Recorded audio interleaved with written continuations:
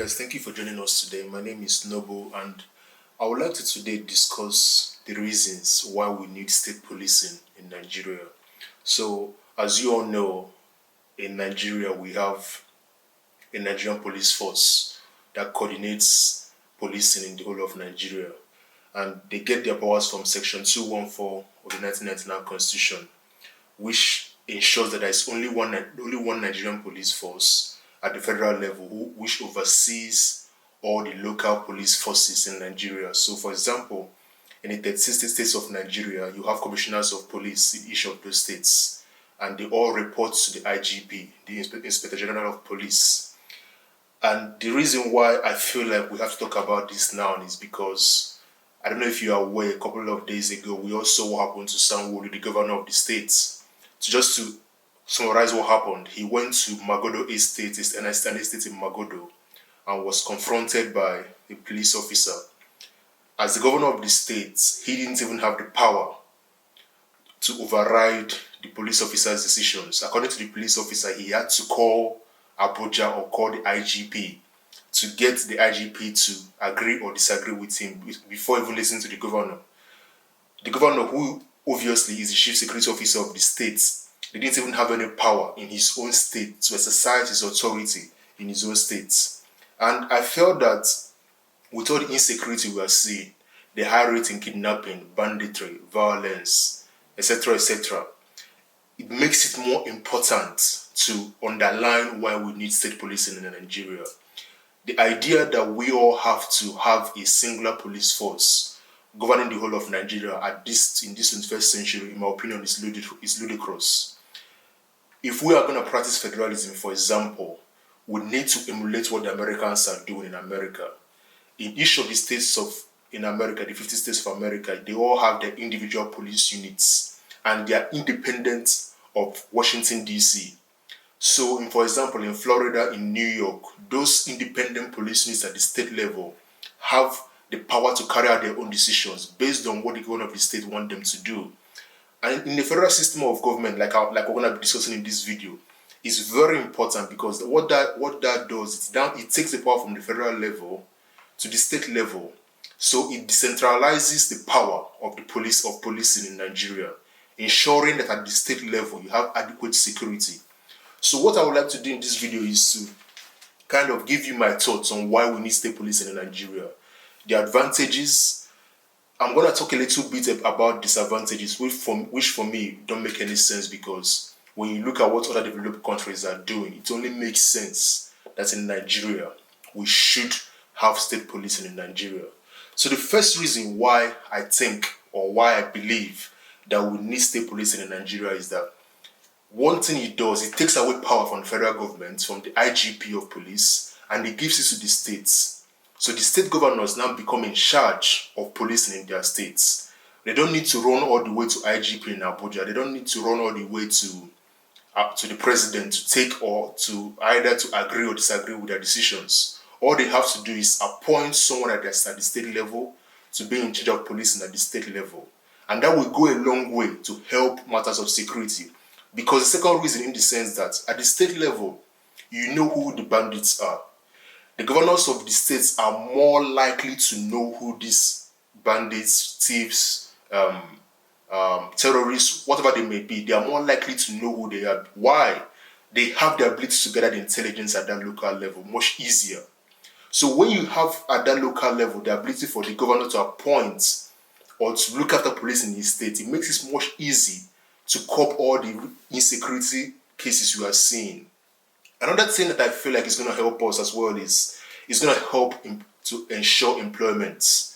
So, for example, Lagos State, for example, a very big state in Nigeria, where you have almost 20 million residents, we have a much larger police force compared to, let's say, Adamawa State or Kaduna State, where you have, maybe lesser people. So what that will do, for example, in Lagos State, you're going to have more employed police officers, and that will give more jobs to police officers. Another reason why state policing is important is at the state level or at the local level, it makes it much easier to recruit, to train, to equip, and to keep on retraining these police officers. So, for example, let's take Lagos State, for example. The Lagos State Governor Sanwo-Olu will have the ability to recruit the amount of police officers he wants to recruit. He takes them through a 1 year, 2 year training course, a police college course, to ensure that they are properly trained based on world-class standard, not based on Nigerian standard, but based on world-class standard, to ensure that they carry out their jobs and their duties properly. It won't be what you have today, where you have Abuja or the IGP controlling how these police officers are trained or how they're not trained. And the governor of the state will ensure that this training is carried out maybe once in 2 years or once in 3 years, to ensure that the training is fresh in their memories. Another thing that I feel that is very important is, if we, for example, copy what the Americans are doing, at the state level, if you have state policing at the state level, it's much easier, like I said earlier, to go through the intelligence cycle. So what do I mean? Collection of intelligence. How do you collect intelligence at the state level? It's very much easier to collect intelligence at the state level. It's easier to process that intelligence. So it's easier for the governor of the state, whether it's Anambra State or Lagos State, to sit down and process the intel that has been collected. Another one is makes it easy to analyze that intelligence. So the governor can analyze intelligence and say, this is right, this is not right, we will do this, we will not do this. Another important point is publication as well. So the governor, for example, in Imo State last year, Governor Uzodinma said that he was going to publicize who the sponsors of terrorism are. I remember telling my friend that I would be surprised if he did that. He went to Abuja last week, came out and told us that he can't reveal the names of who the sponsors of terrorism are. I want to believe that Abuja has told him, no, you can't do that. You can't say who the sponsors of terrorism are. However, if you had state policing, the governor of the state has the right to decide, am I going to publicize their names or will I not publicize their names? Of which I believe the right thing to do is to tell the whole world who the sponsors of terrorism or who the sponsors of banditry or thefts are in your state. You owe it to your state, the people in your state, to reveal who these people are and let them face the consequences. Don't keep hiding them. Don't keep hiding their names, or whether because they are powerful or because they are rich, whatever the reasons may be. It's your duty as governor of the state to reveal the sponsors of this terrorism so that they can face the law. Another thing I feel that is very important is, when you decentralize police, for example, and make policing at the state level very important, what you're doing is, at that point, you're taking power. And this is where, like I said, I'm going to talk about disadvantages. One of the reasons why I believe the federal government does not want to give the state government the power to recruit and train and equip their own police officers at the state level is because the federal government feels that once they take that power and give it to the states, for some reason, one of the reasons is they might want to secede from Nigeria. One of the reasons is because of the way Nigeria is structured, and because of the lack of trust between the AFG and the state government, because of corruption. People believe that the moment you carry that power and give it to the states, they will run afoul of the power.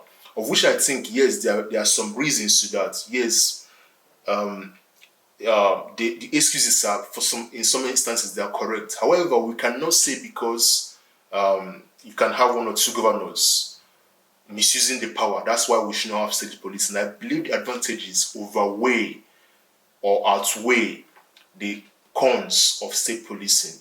Again, I keep going back to what the Americans are doing. If we claim to practice federalism, we have to practice federalism to the end. We cannot keep saying we're going to copy this or copy that or copy that. It's very important for us to have community policing. The only way, or one of the easiest ways, to solve the rising insecurity issues, which is going out of hand. I did a video, I think last week or last week, about what happened in Kaduna State, where we had about 30 people burnt alive, burnt to death. You could talk about what happened to IPOB in Anambra State or in the southeast. Very important issues. You can talk about the killings going on in the south, most of the killings in the north as well. If you had security agencies at the state level that were properly equipped, I believe you won't have these issues happening. Because what state policing does, the state policing brings in community policing. So community policing in the sense that, for example, in Anambra State, I know who my police officer is. There is this connection that we have in the community where I live, that if anything happens, I have the is incumbent upon me living in that community to ensure that my community is safe. So because I want to preserve the safety of my community, I will ensure that I do my best at the state level to make sure that I have security. Because with security comes jobs, comes employment, comes good livelihood, and etc. etc. So in conclusion, one of the things that I feel, or to conclude, one of the reasons why I believe that state policing is important is there are so many things that goes into state policing. I was just writing down some things here. You talk about whether it's forensic investigation, whether it's about purchasing high-tech equipment, whether it's about interrogation, negotiation, whether it's about comprehensive criminal justice training. How many of our police officers know what the law is? I believe many of them don't. Many of them don't know what forensic analysis is. Many of them don't know what fingerprint analysis is. These are key things that you see in developed countries that they do. However, in Nigeria, because one person, the IGP, is controlling this magnitude or these thousands of police officers, it becomes very difficult. It becomes very hard to ensure that you have proper security in the country. So, for me, yes, we have corrupt leaders. Yes, it might be difficult to change initially.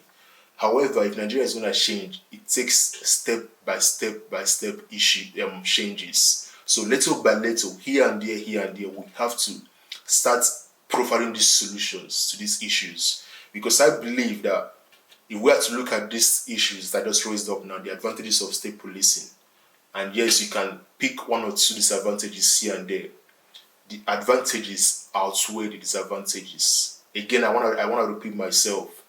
Let us look to what the Americans are doing. It's the best example for us. Whether you want to talk about the NYPD in New York City, whether I want to talk about Florida, for example, their own police departments, it's very important for Anambra State, for Lagos State, for Imo State to have their own police departments that are independent, and they don't have to rely on Abuja or the IGP to function. Yes, of course, you might still have the Nigerian Police Force, just like you have the FBI. The FBI in America, they have their state departments in every state in America. So you can still have the police force. You can rename it something else. There's something wrong with that. So you can name it whatever you want to name it. But the whole point is that in the state level, the governor of the state has authority over the police force in the states. And yes, perhaps the excuse might be, oh, exclusively is this and that. I believe that if our governors want to solve the issue, they can use vigilantes properly. Some states are already using vigilantes. For example, in the southwest, you have Amotokun. In the southeast, you have the defunct Eastern Security Network. If we, as leaders of our country or our state, decide that it's high time we solve the insecurity in our country, that the bloodshed is too much, believe you me, these guys know what to do to solve these issues. They can hire and train vigilante groups and equip them with the proper technology, with the proper facts, with the proper knowledge of the law and everything, and they will go out and do their jobs properly.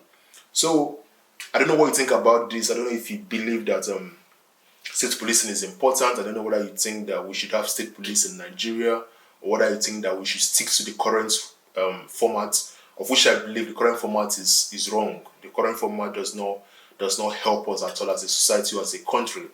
But whatever the case may be, please don't forget to let me know what your thoughts are in the comment section.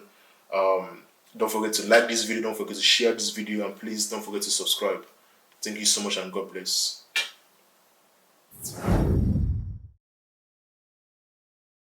And please don't